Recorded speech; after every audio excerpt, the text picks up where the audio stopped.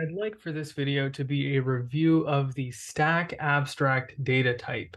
So the stack is essentially a good introduction to some of the other data structures, but for this video in particular, we're going to introduce the stack by implementing it with a underpinning data structure called arrays. Now, in this particular project, we're going to have an interface. We're going to have our own exception classes. We're going to be using try-catch blocks. We will have a main method, and we will also have, of course, the array-based stack. So if you have a project already, you can navigate to your source folder, and then in your source folder, you probably have many packages. Now you can go ahead and create another package, and I can call this video because I'm creating a video. So all my programs that I'll be making videos about would essentially go in the video package, and that's what a package is for. You can right click then, and then now that you have your package, within your package, you can have your classes. So really the hierarchy is you have your project folder. Within your project folder, you have your source folder, and then within your source folder, you have your package, and then within your package, you have your classes. So I can make a class here. Now, for our project, I'm going to start by showing you how to make the exception classes.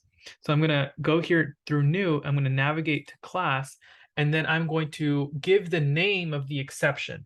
So in the stack, we have two main exceptions. The first is stack full exception, and the other one is stack empty exception.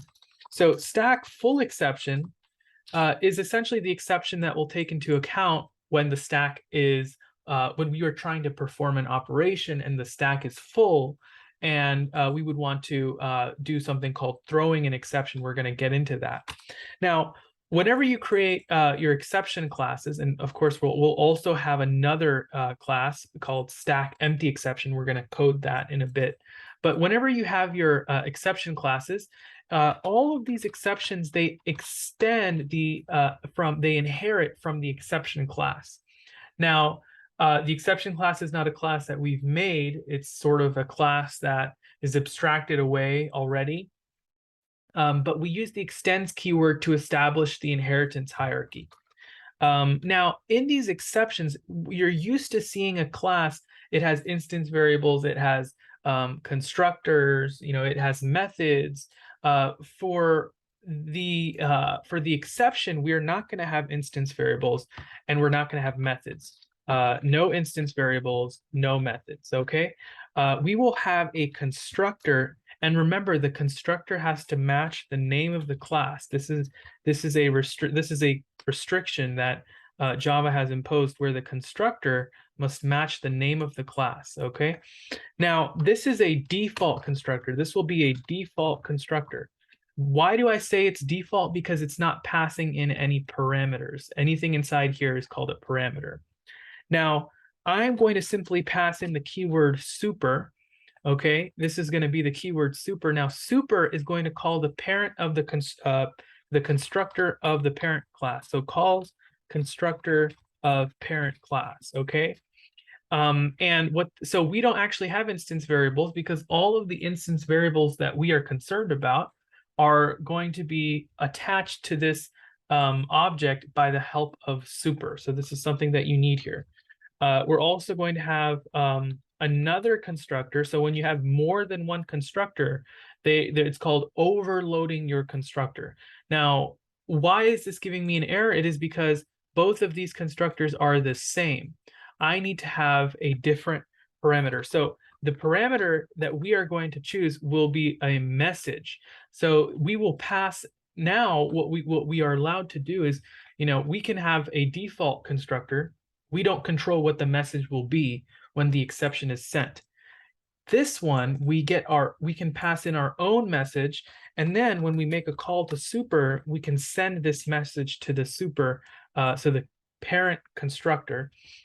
And then, of course, the exception class will know what to do with that. We're assuming that it does know that. And this is basically the template for your exception classes. So we have an overloaded constructor, we have a default constructor, no instance variables, no methods. Now we're going to actually create another class. This one is going to be called the stack empty exception. And this stack empty exception, again, there, the principal rule is that it extends from the exception class. Okay, you can't really use the super keyword unless you have an inheritance relationship established. Now, again, no instance variables, no methods. We're going to have our constructor, and remember the name of the constructor must match the name of the class. Okay, and this is our default constructor, and we know that this makes a call to super. And then we have then again we have our overloaded constructor. This one is going to pass in a message, and super, instead of just taking pretty much nothing, is going to take in a parameter that we passed in. So this is our way of customization. And so, there we have it. We have both of our exceptions, and we have the stack empty exception and the stack full exception.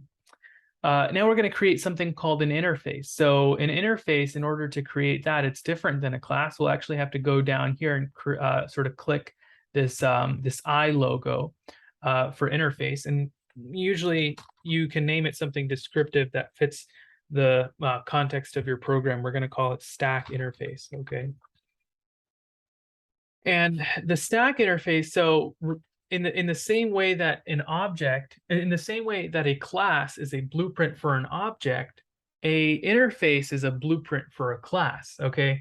Now, in any class, if it's an ideal class, we have our instance variables, we have constructors, we have methods. So any object will have a copy of those instance variables. It will have access to the methods. So this is why it's a blueprint.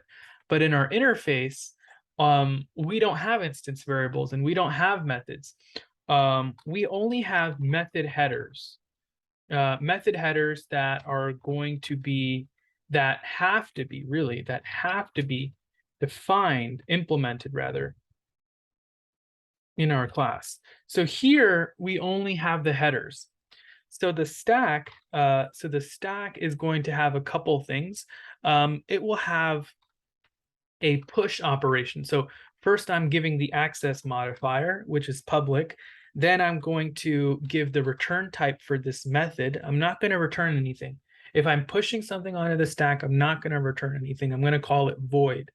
And then I'm going to name the method. It's going to be called push, because I'm going to push something onto the stack. Then let's say I want to push a string, and that string will be called item.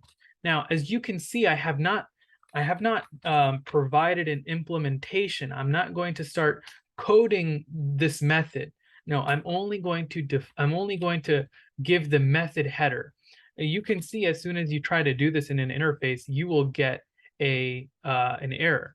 So I'm not going to have these brackets associated with this method header. I'm just going to have the method header itself. So this is symbolizing me pushing something onto the stack, and that would be the method header. Now, the thing is, this will only allow me to push strings.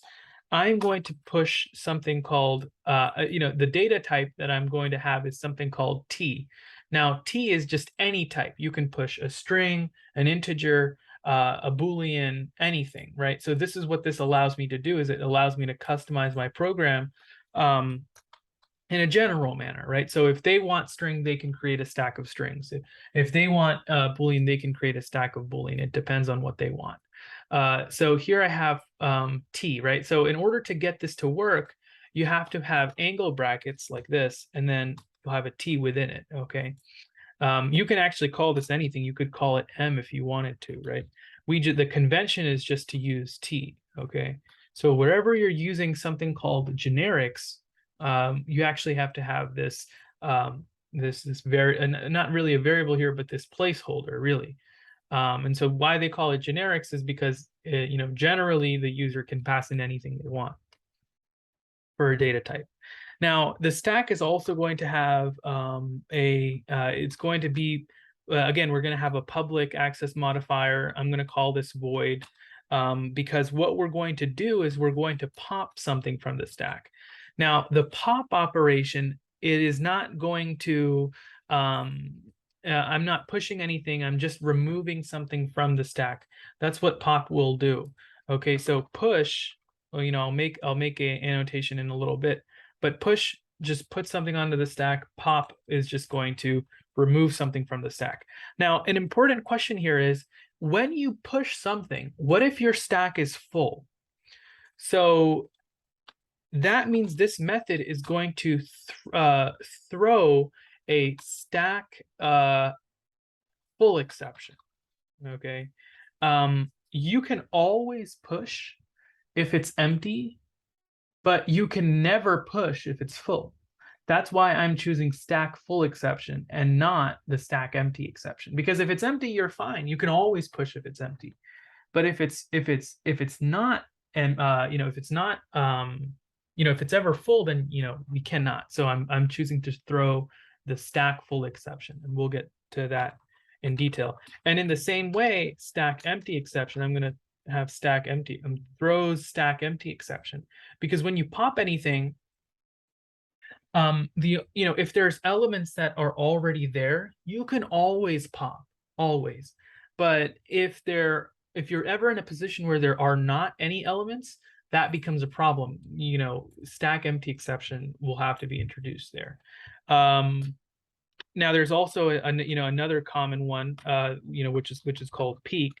Now peak, some will have you return a string. Now it's going to be a toString of the object, okay?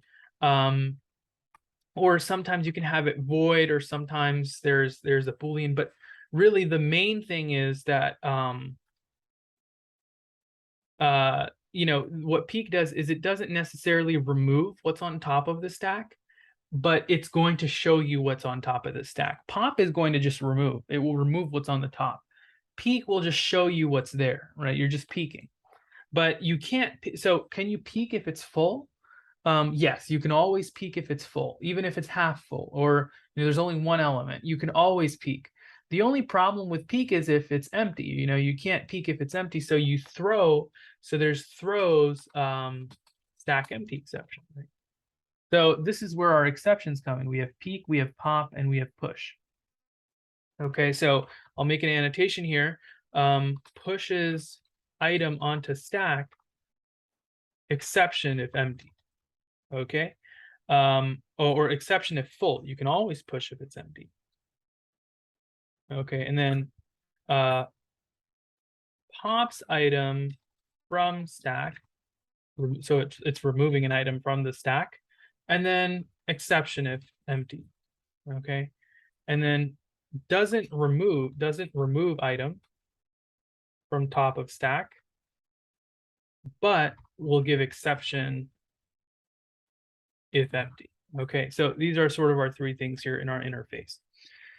So we have our exceptions, we have our stack interface. Let's go on to creating what would be called the array-based implementation of the stack. We're going to call this array-based stack, okay, because there's many ways you can implement a stack, but this one, we're just going to keep this as an array based stack. So the thing is that when you have a class, and the class is essentially, when you have a class and you have an interface, what you need to do at that point is you need to basically say this, your array-based stack, it implements the interface.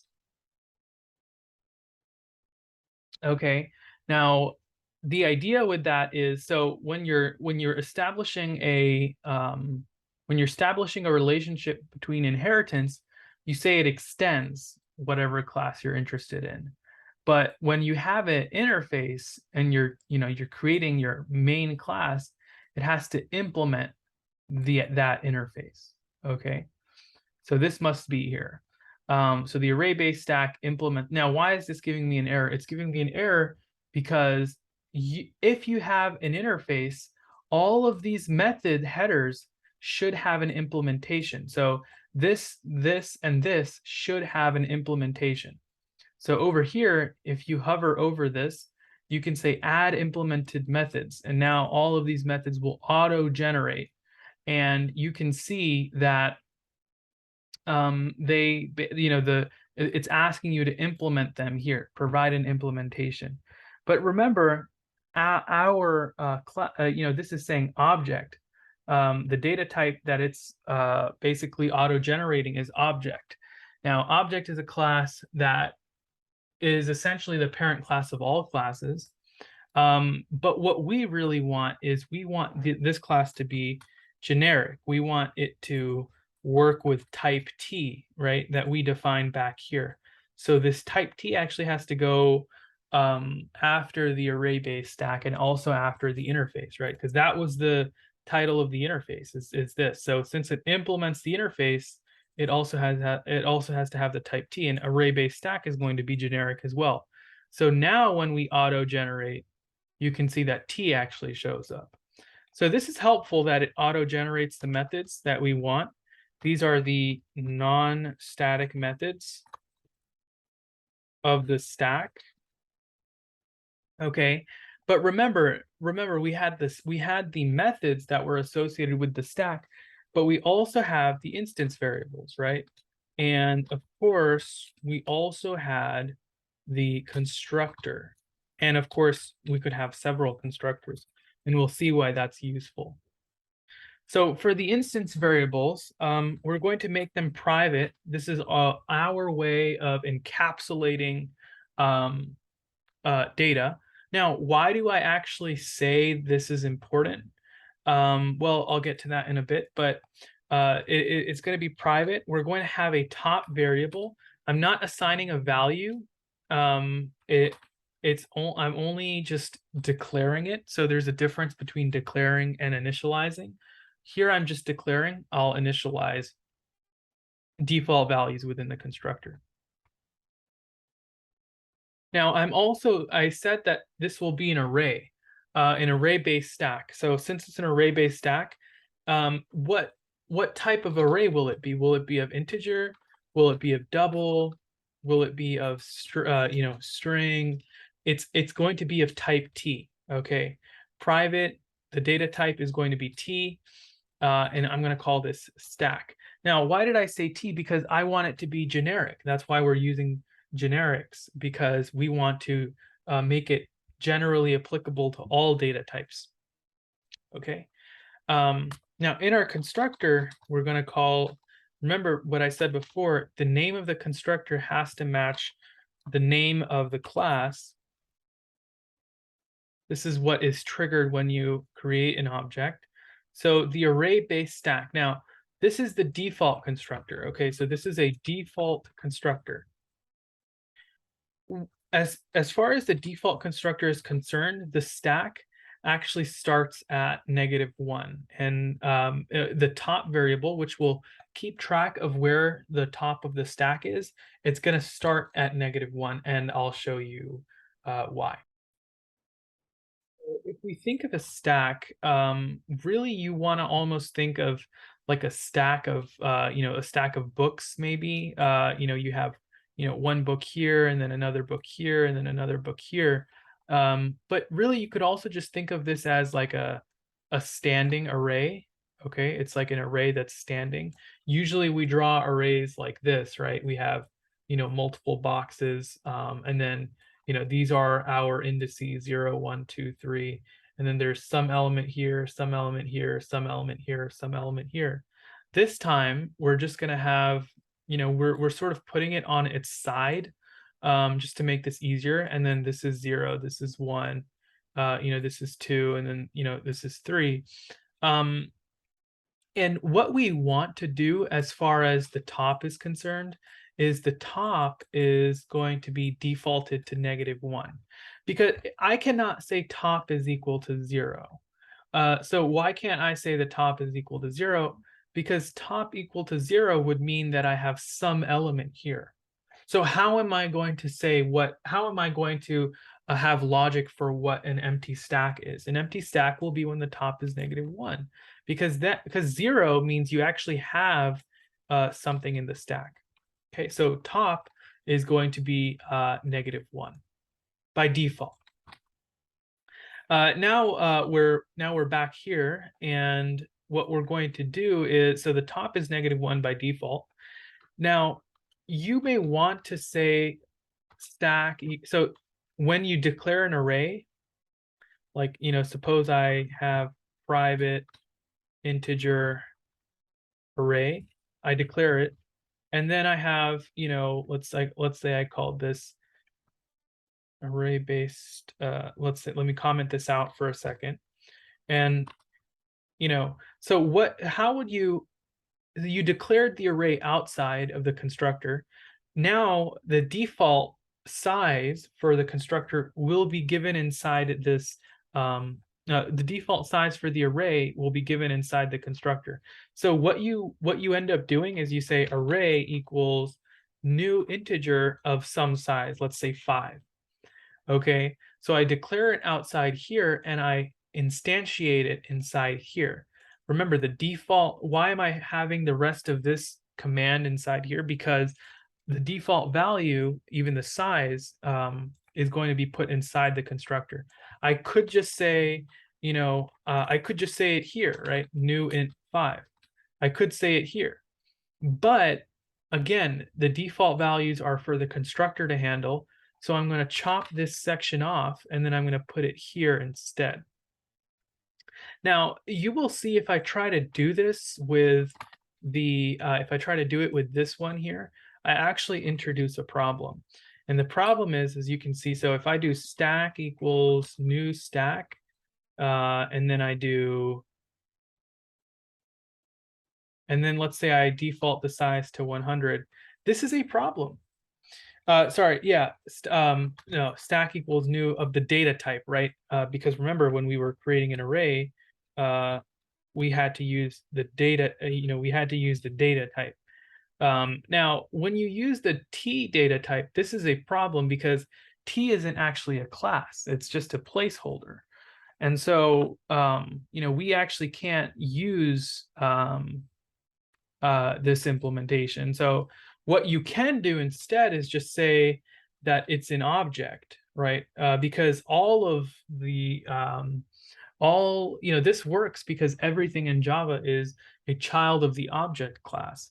But again, what we want to really do here is, since we want to use T, we're going to do something called typecasting.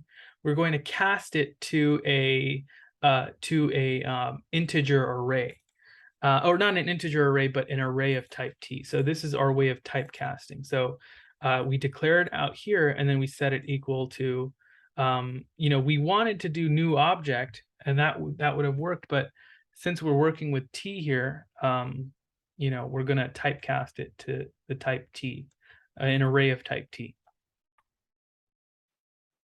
And so basically that's the idea for the constructor. Now you could have, so I said that this was an overloaded constructor, but you could have, I said that this was a default constructor, but you could have an overloaded constructor. So public array base stack, and then what we're going to do here is we're going to allow them to pass in the size of the stack. Okay, so the top is still going to be -1, right? That's not going to change at any given time. But what we're going to do is we're going to allow them to pass in the size. So I will basically just take this part of the statement, and I will allow them to I will say that this is size instead of 100. But the problem is, what if size is 0, right? I don't want that to happen. So I'm going to say if the size is greater than 0, then we can do this. Then the size is valid. Otherwise, the stack is just going to be defaulted to 100, okay? So this is the overloaded. So why is overloading important? Because in this case, it's just default. I decide what the default value is for the size. But if they want to decide, then I'll let them. Top is still going to be -1, but I want to make sure that the size is greater than 0. If it is, then I can basically establish I can instantiate a stack of the size that they want. Otherwise, I'm going to not Otherwise, I'm just going to decide the default myself. Okay. Now, the push operation is interesting. So what the push operation does is, remember, by default, because this is what our constructor did, the top is -1, okay? Now, in order to push an item onto the stack, so let's say I toss something into the stack, right? It's going to go here, right? I'm going to pass in this value here. So what I want, and remember what this is, what the array is called, is it's called stack, right? And let me write that a little more clearly. It's called stack. So if I pass in an object, so if I want to put a value here, I would have to refer to the name of the array, and then inside these brackets, I'm going to pass in the name, or the index. So the index that I want to place the object at. So the index is, the index will be given by top is equal to the item that I want, or the value, right? Or the value, really. Now, the problem is top is -1.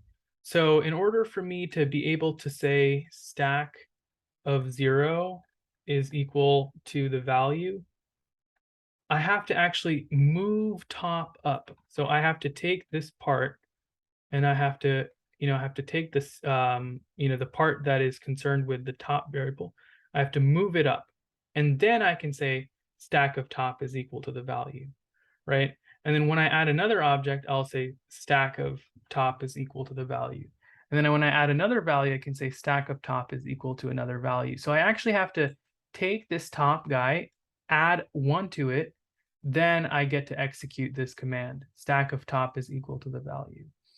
Okay, so in our push method, I have to add 1 to the top, and then I have to say stack of top is equal to the item. Okay, but the problem is, and let's go back to the, to the board here. Let's see.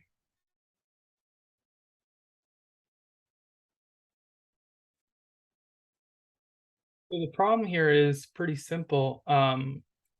If I do stack of top is equal to the value that I want, which would be the item that they passed in. You can see what I've done here. When they push an item, they get to specify what the item is, and then I move top up by 1, and then stack of top is equal to that item. Now the main problem here is that, what if I try to do what if I have what if I have element here, an element here, an element here, and an element here? That means top is eventually going to be this, right? Top is eventually going to be referring to this. So if I call this again, then I do top plus plus, and as soon as I do top plus plus, I'm basically beyond the array. Okay, this will give me a stack as full exception. I'm beyond the array, and that's a problem. So we actually want to make sure that the array is not full. Okay, we want to make sure that the array is not full. Then we can execute these commands. So how do we make sure that the array is not full? How do we do this? Well, we can see a very important relationship here, that when we have top is, in this case, top is 3. Okay, so top is 3. But how many elements do we have? We have 4 elements.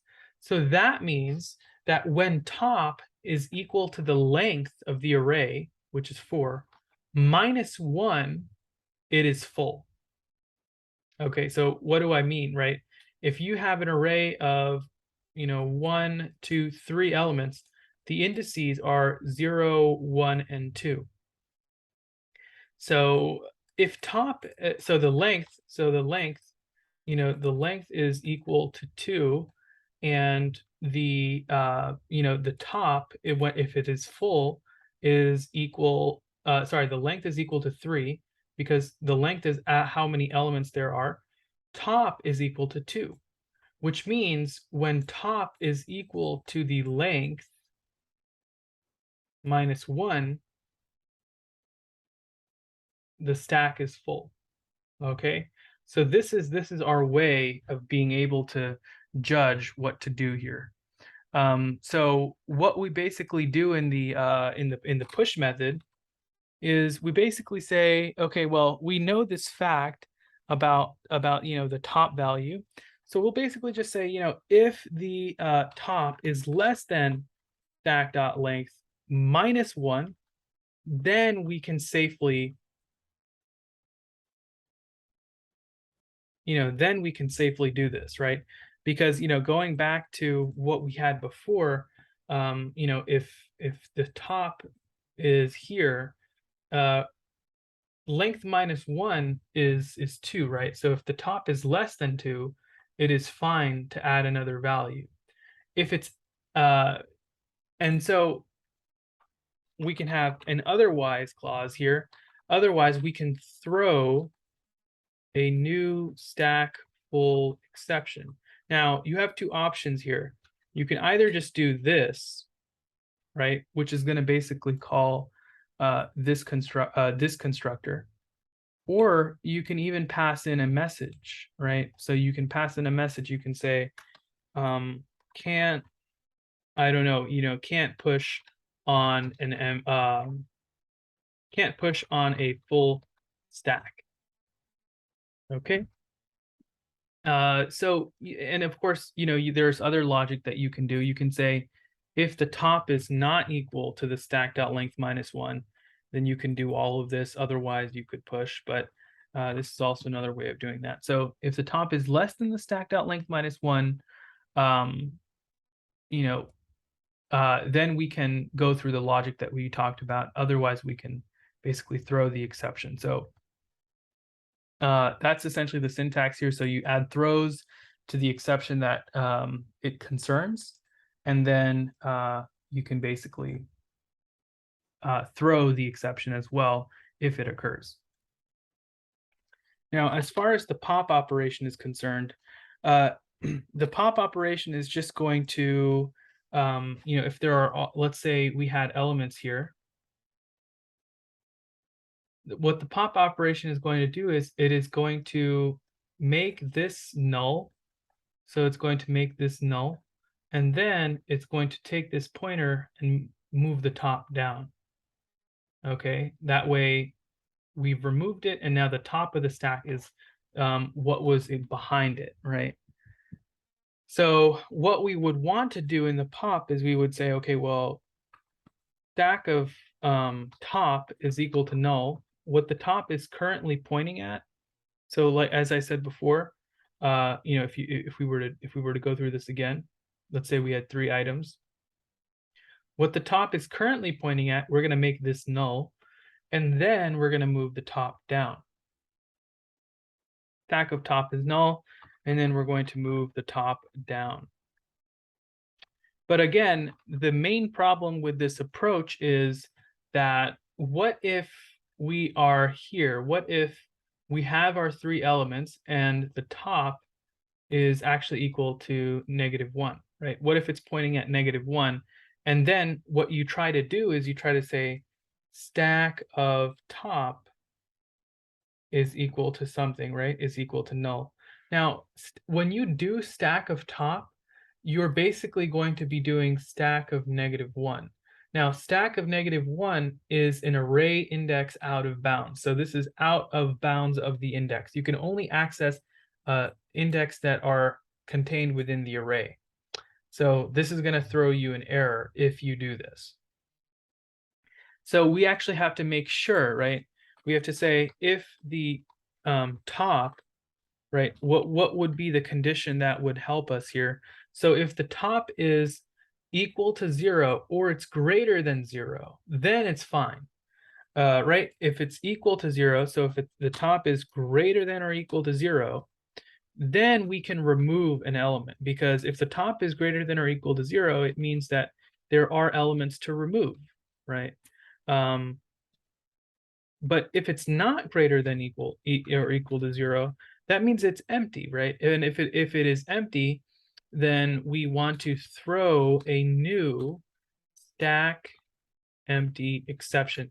We can either just leave it like this, in which case it will go back to, it will call this constructor, or we can pass in a message of our own. We can say, can't pop on an empty stack.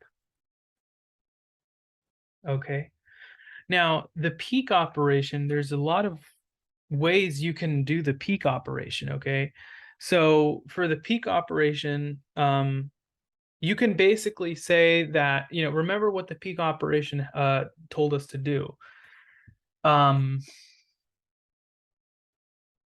so if you ever get lost on what you wanted your methods to do, you can look back to your interface. Your interface didn't return anything. It's called a peek, and it throws a stack empty exception. So what we did here was, or actually you would want to return something for your peek, because you're gonna be peeking. So you would actually want to return what it is you're peeking. And basically you should probably return a string here, so that if you called a peek operation, it will return a string version of that object so that you can print it out in your main method. So I'm going to change, as you can see now, it doesn't match the interface, so I actually have to change it. And it wants me to add a return statement and stuff because I haven't added anything yet. And so basically what we can do is we can say, all right, well, we can save. So if think about when you're peeking, if it's empty, then you can't, there's nothing to peek. So remember what we did when it was empty, right? What condition did we use to check if it was to check if there were elements? We said if top is greater than or equal to 0. So if the top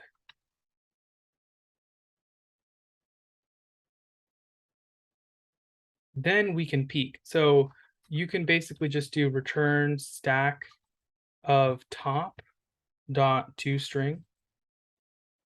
Okay.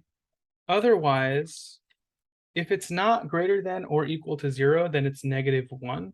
And if that's the case, you would want to throw a new exception. Okay, so you'd have to say throw new stack empty exception. Okay, and of course, we can customize a message here as well. And there's another way to do this. You could say if the top is equal to -1, then you can throw the new stack empty exception. Okay, and of course you can pass in a message. That message could be cannot peek on. Okay. And then if you could say else, you know, or you can so if it's not empty, if it was empty, you would throw this exception. And if it isn't equal to -1, then life is good, and you can basically just return what you had for the top, and then you can toString it. Okay. And so those are the basic operations for the stack here. And I can also create a print method. So this is just for our purpose when we create the demo. I'm going to call this print, and what I can do is I can just go. So if you look at the top of the array, so if you have an array and you have at any given point, if you look at so top right now, if we calculate our indices 0, 1, and 2, and then we have, let's say, 2 elements, that's why I've drawn these dots. If top is here, top is equal to 1, but the number of elements, so the number of elements is 2, right? So that means that for any given value of top, the number of elements is going to be +1. So in my print method, I could say int number of elements equals top +1. And then I can just iterate for I is less than the number of elements that are contained. And I can print out, I can print out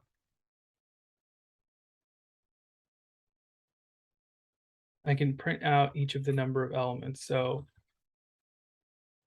stack of I. This is just printing items in an array.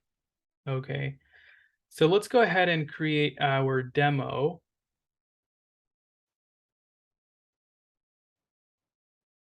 In our demo here, we will have to have a main method.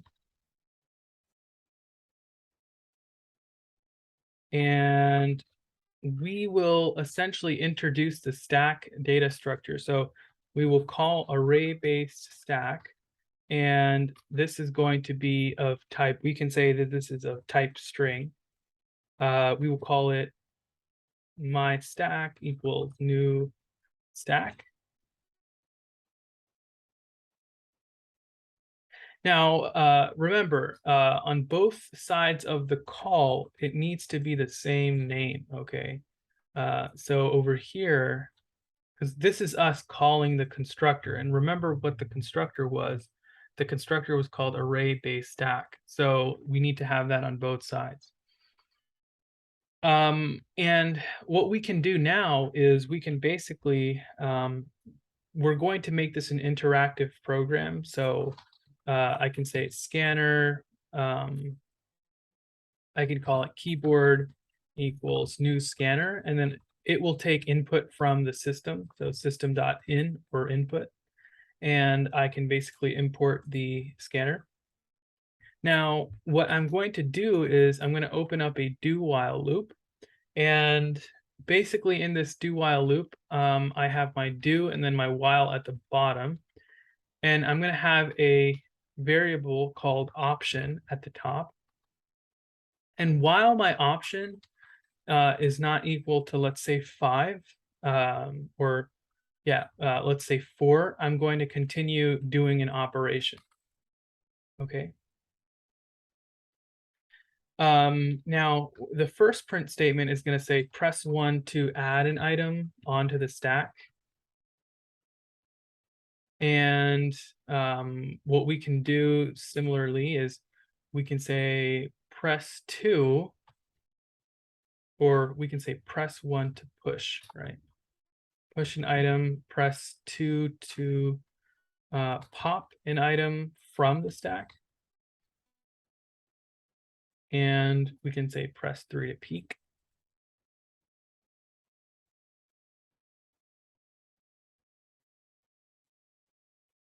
Peek an item from the stack. And then this option is going to be equal to whatever the user passes in. Now, if that option is equal to 1, then I'm essentially going to have to, take my stack. I'm gonna have to ask them for enter a value for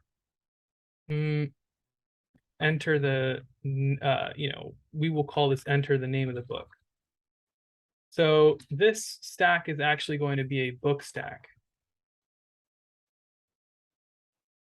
So it says enter the name of the book, and then I'm going to have to create a book name variable equals new or equals keyboard.next line. We actually use line if we want to add for string for integers, it's next int, for strings, it's next line.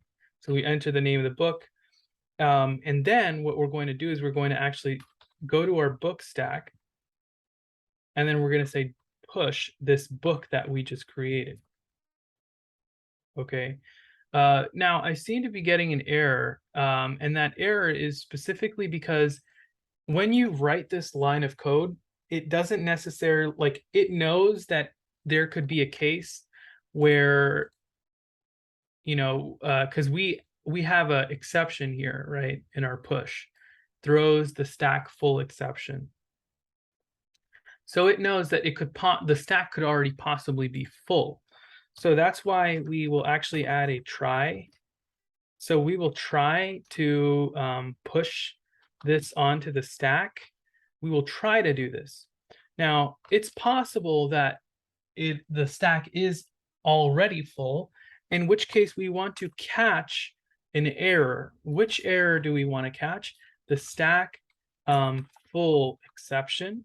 We are going to call this exception E, okay? So the stack full exception called E. And what we will do, so you've created an object of the stack full exception class. The stack full exception class that was defined here. So once you create this exception E, we can do e.getMessage, and e.getMessage is essentially going to get the message associated with what we had in this message here. When we were creating this array-based stack, remember that if they ever pushed when the stack was full, we threw this exception. You cannot push on a full stack. So this is us trying to push, and then we catch the exception if it's full. And basically we can see this in working here. I'll probably have to remove the what they call the buffer for whatever reason. And I'm also actually going to say press system.out.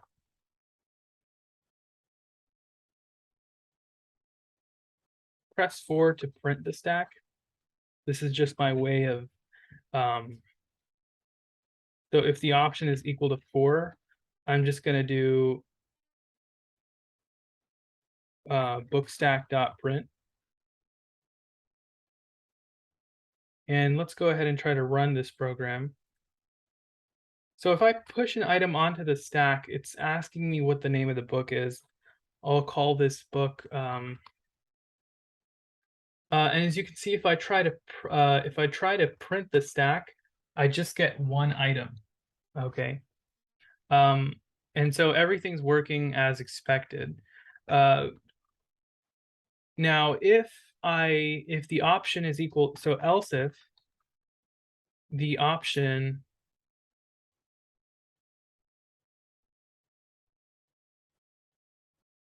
is equal to 2, and I'm actually going to say push a book onto the stack, or pop a book from the stack, or to peek a book. Now enter the name of the book. We pass the book name, try catch. Otherwise, if the option's 2, then I have to pop. I have to do the remove operation. So if I do, basically if I go back to my array-based stack, which method gave me the ability to pop items? It was the API defined by pop. And so I can come back here, I can do bookstack.pop, and again, I run into the same error. Now it will also, you can auto generate the try catch block, and it will basically just do this for you, although I think it does something weird here with print stack trace. Instead, you might want to do system.out.print line e.get the message associated with what you had. Okay. So let me go ahead and try to test this out. If you enter the name of the book, I say Dexter, and then let's say I try to push in another book. Let's say this one is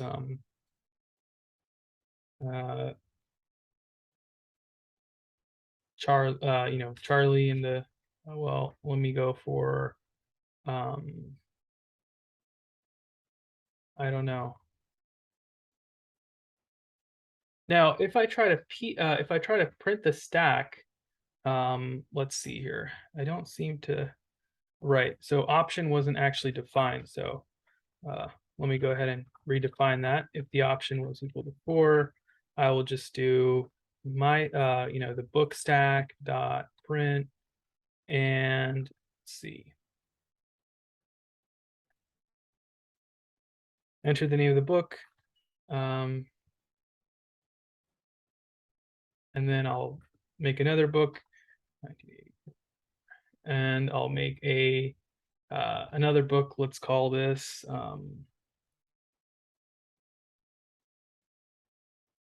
And once I try to print the stack, you can see all those books have been registered. Now, if I pop, as soon as I pop, and now I try to look at the stack again, you can see that the the latest one that I added from the stack uh, is not visible anymore. Now, this is exactly what we wanted, right?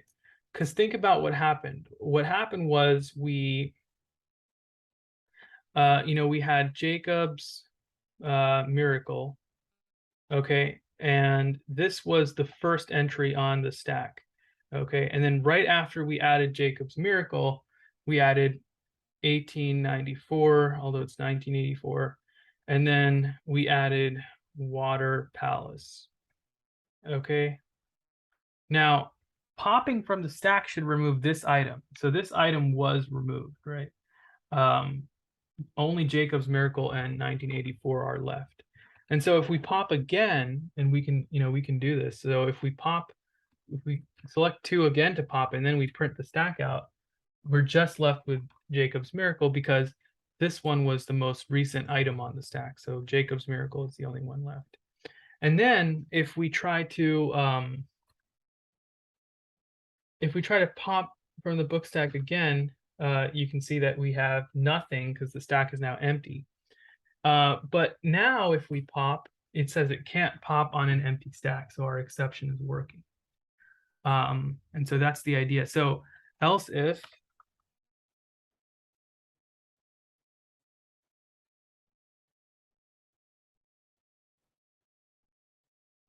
now if the option's equal to 3, it wants us to peek a book from the stack. So press 3 to peek a book from the stack. So basically for the peek operation, we're not removing, we're just peeking. So we will try, or I can just say book stack dot peek. Now this is going to return a 2 string, right? And that 2 string, we'll probably have to print that out. We'll have to see. First, let's get this around a try block. And remember, you want to actually maybe print this out, system.out.println. And this will be e.get the message associated with the error. And let's try to do option 3 here. I don't think option 3 will, because our array-based stack, it returns the 2 string, but it doesn't actually print it out. So it may not really do anything for us unless we specifically print it out, right? So if we go back to stack demo and we run the Java application, and then we push another one down.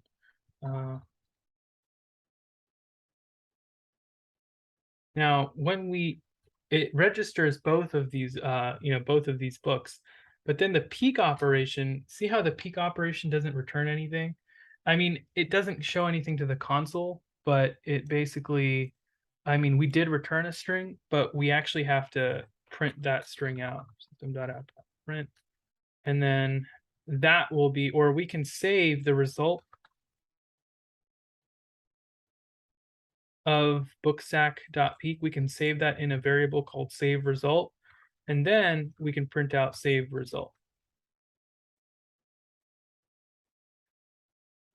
And this, of course, should work. So we'll push an item onto the stack, which we'll call, and then we'll push 1984, and then we'll push and now when we peek, you can see that since Tony Hawk was the most recently used item, or most recently added item, that's essentially what we get. And of course, we can print the stack. We have Jacob's Miracle, 1894, Tony Hawk. And when we pop, what do you think is going to happen? So Tony Hawk was essentially, let's see here. So Miracle. If we peek the stack, so 3 to peek, we get Tony Hawk. And if we pop, so 2 to pop, and then we print again, it popped Tony Hawk because that was the most recent item. And now if we do for to print the top, or actually to, it's, what did we add first, right? Did we added Jacob's miracle first before 1984. So really, when we do, if we did pop now, um, let's see. Yeah, we actually popped all the items, right? So if we do pop again, it says it can't pop on an empty stack. Anyways, that's essentially the implementation of a stack here. And of course, we could have a, we could have a stack of any object, right? We could go and we could create a, a person class, right? And, a person class could have a name. Okay, it could, and this would probably be private. And we could have an age, and again we have our constructor. Okay, and this is just a default constructor here. You can say default name is just an empty quotation, and the age can just default it to 0. Now we can also provide an overloaded constructor, or I guess that may, yeah, that may not be necessary. Like we could maybe pass in their age and name, and then we'll use the this keyword to basically differentiate between what was passed in here and what we have here. So this dot name is equal to the name, and this dot age is equal to the age, and this is an overloaded constructor here. And then maybe we want to get the age and set the age. So we would basically do public void. When you're setting the age, you're not returning anything. You're just passing in a new value for the for the age, and then whatever you have on the class level will equal what we have here. Okay, and we'll do set. We'll do get age as well. This is us returning the age. And if we're just returning the age, we don't actually pass in a parameter, right? And if we're returning the age, it should be of type integer, and it's the one that we have on the class level. And if we're going to set the name, again, we allow the user to pass in a name, and then this dot name is equal to the name that was passed in. And if we're going to get the name, well, that's just going to return a string type, and we're going to return this dot name. Okay, so we have getters and setters. And what I'm really trying to say is that you can have in here, you can actually just have a person object, right? And you would have to change things around a bit, because now it's pushing a string, right? You don't want it to push a string. You would basically, when you're in option 1, you'd probably say enter the name of the person, right? And then if you were to enter the name of the person, you would basically have to say, okay, well, string name equals keyboard dot next line for the strings. And then but before if you're going to enter the name of the person object actually has to exist. So person p1 equals new person, and once you pass in the name, you can do p1 dot set, or then you can ask them for their age, right? Enter the age of the person, and then int age equals keyboard dot next int, and then you can use this, or you can create the person reference down here and actually pass in person p1, and then you can pass in the age and name. Okay, so and again, I mean, book name doesn't even exist. So then we push it the P1 that we have, right, instead. And then everything else pretty much would work as expected, with the exception of this stack, with the exception of this one here, because I think for this one, this saved result is bookstack.peak. Yeah, so this one would really be called person stack now, right? Right, keeps track of the person, and we would have a person stack instead. And then if we were to pop, it would be popping from the person stack, right? And let's see here.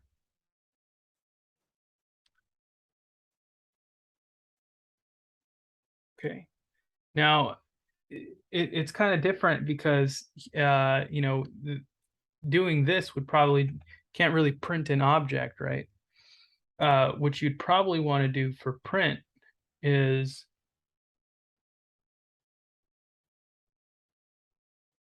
or actually, yeah, what you probably want to do is, create a string called to return set equal to that, and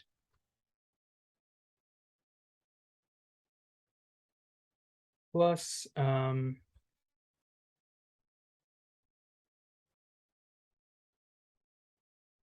or actually, you'd probably just want to concatenate the to string of all of these objects, right? So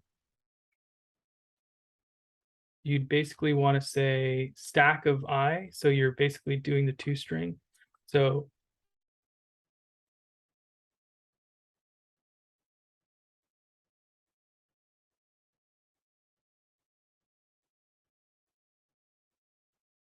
and that will be concatenated to return equals what to return was before plus stack of I dot to string plus a space.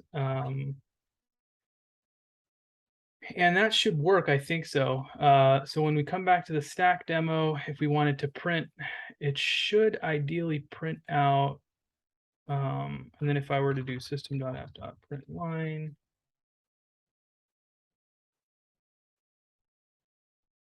it would basically print out all of their information in terms of toString, but the person class doesn't actually have a toString, so we have to add that public string toString, and then we'll just return, this is their name, right? Or yeah, basically, you know,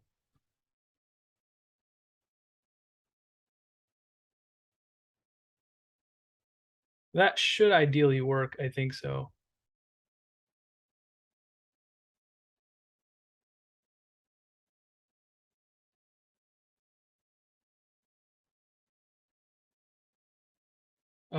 It's still telling me to push a book onto the stack. So these are actually people, right?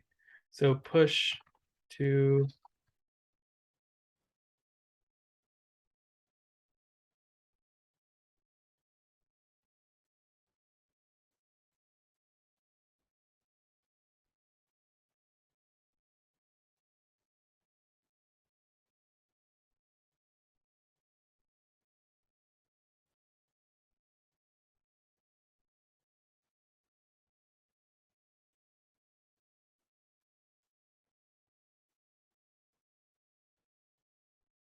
um, Jacob.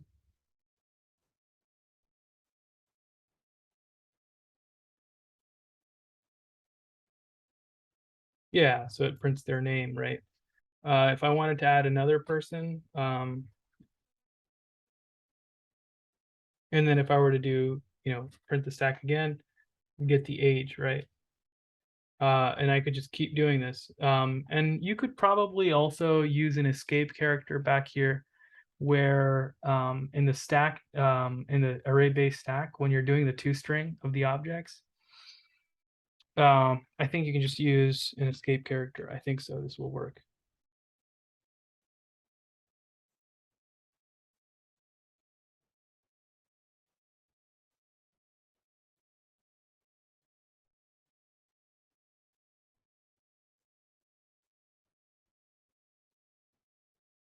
Yeah, see how it takes you to the next line now? So that's the idea, and we can pop from the stack, and now if we print it out again, we only have Jacob, because Rom was the most recently added, so it gets first. And then what you'll notice is if you pop again, and then if you pop again, you can't pop anymore, right? That's the idea.